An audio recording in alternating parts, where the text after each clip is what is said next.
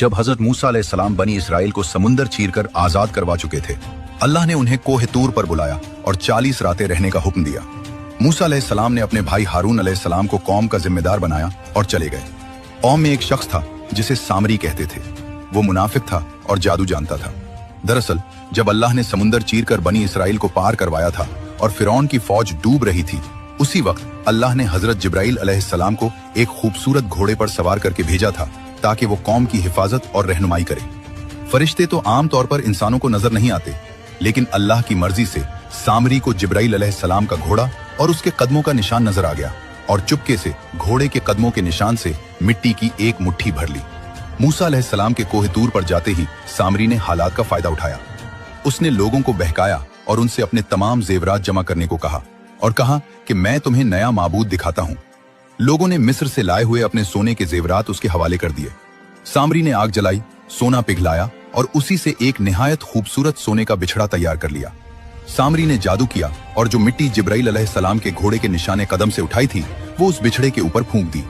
जब हवा चलती तो वो बिछड़ा हम्बा हम्बा की आवाज निकालता, जैसे कोई जिंदा गाय बोल रही हो।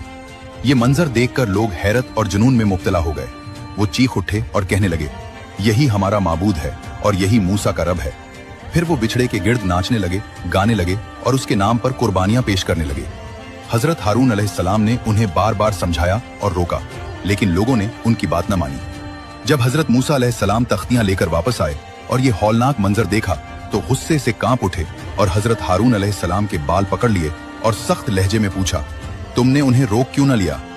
इस पर हारून अलैहिस्सलाम रोते हुए बोले, ऐ मेरे भाई, अगर मैं ज्यादा सख्ती करता तो ये लोग मुझे मार डालते। फिर हजरत मूसा अलैहिस्सलाम सामरी को गुस्से में कहा, ये तुमने क्या कर डाला? सामरी ने बेशर्मी से जवाब दिया, मैंने जिब्राइल अलैहिस्सलाम के घोड़े के निशाने कदम से मिट्टी ली और उसे बिछड़े में डाल दिया। मूसा अलैहिस्सलाम ने अल्लाह के हुक्म से उसे सजा सुनाई और कहा, जा, तेरी सारी जिंदगी की सजा ये है कि तू हर वक्त ये कहता फिरेगा, मुझे हाथ मत लगाना।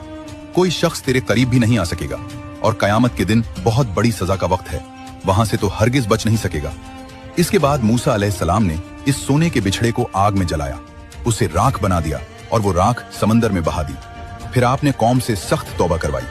लोगों ने अपनी गलती मान ली, अल्लाह से माफी मांगी और अल्लाह ताला ने उनकी तौबा कबूल कर ली और उन्हें मुआफ फरमा दिया।